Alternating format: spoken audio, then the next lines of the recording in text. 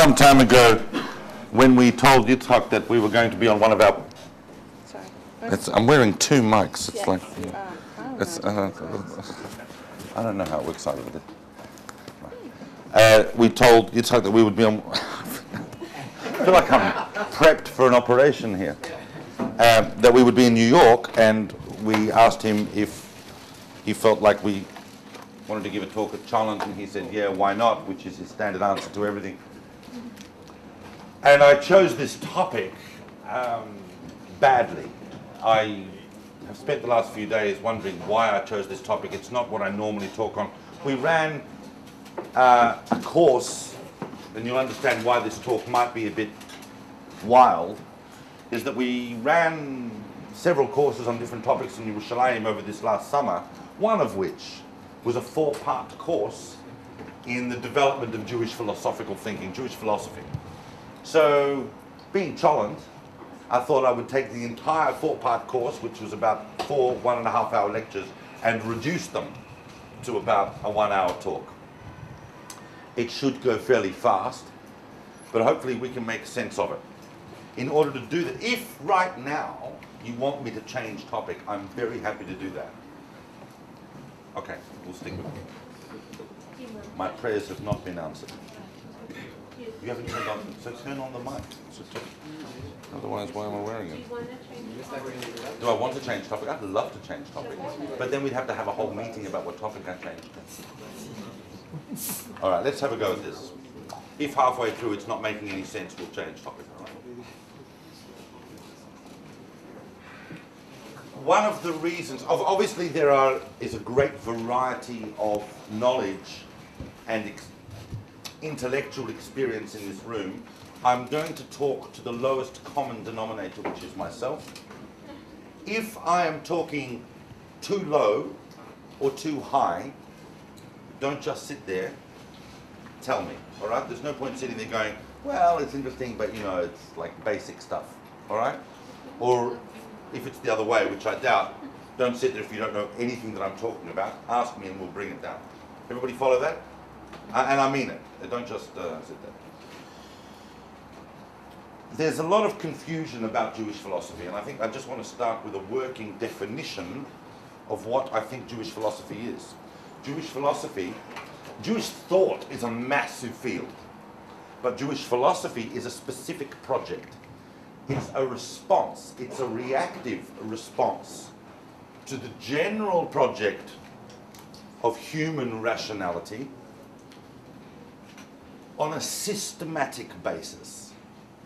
And that project really starts in Greece. I mean, the word philosophy, philosophia, is a Greek concept. It's a Hellenic concept.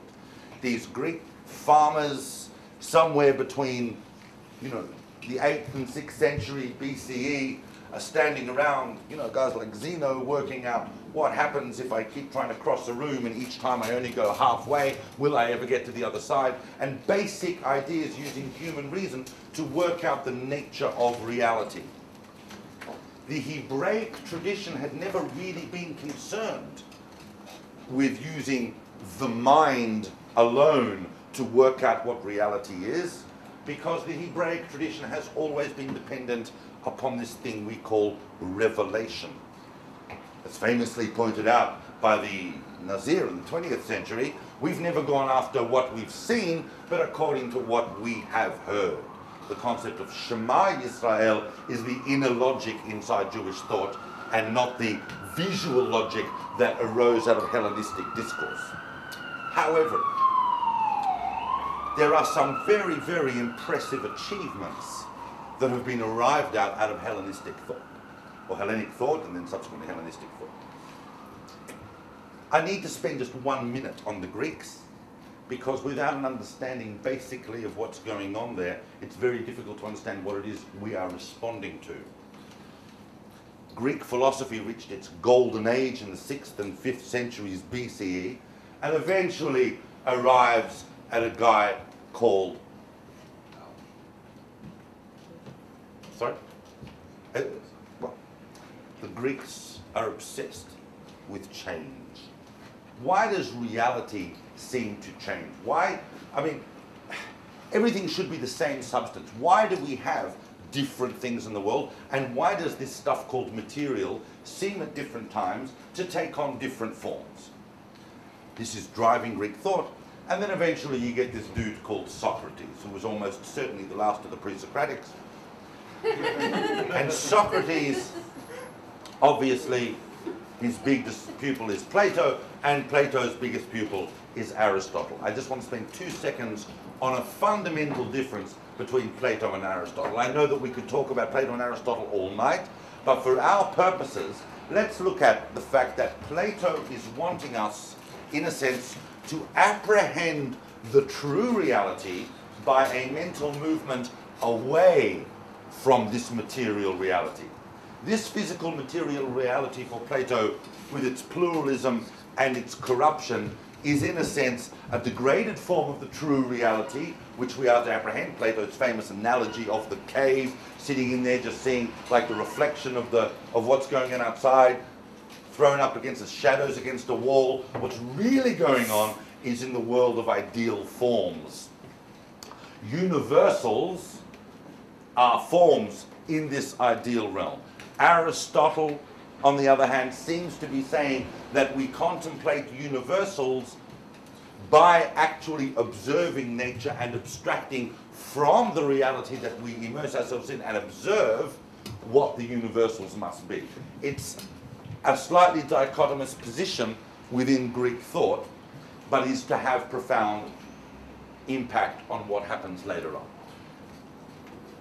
This is a talk on Jewish philosophy, unfortunately not on Greek thought, so I need to jump into the first Jewish thinker that is really regarded as the first Jewish philosopher.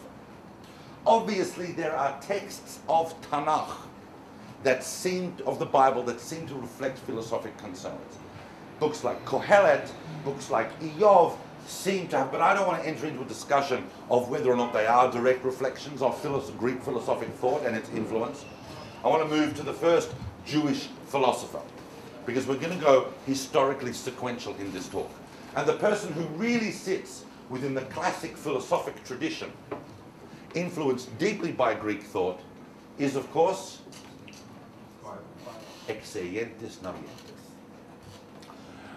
Philo, or Philo, is a Jew living in Alexandria in the 1st century. We're not even sure, I mean, the guy is from, the guy is completely observant of Torah and mitzvot, but we're not even sure that he could actually read Hebrew.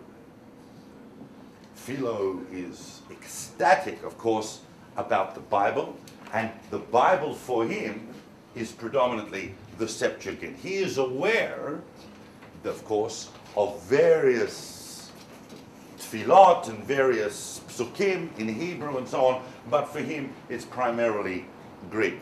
Philo is regarded as what we call a middle Platonist. Platonistic thought, Platonic thought, went through various layers of development. Philo is sitting in the 1st century as a middle Platonist.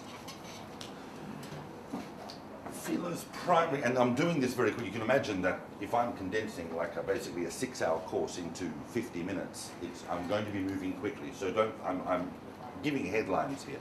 But if there's any questions, people want to go deeper, we can do that, but I need to move on. What's Philo's big contribution is this.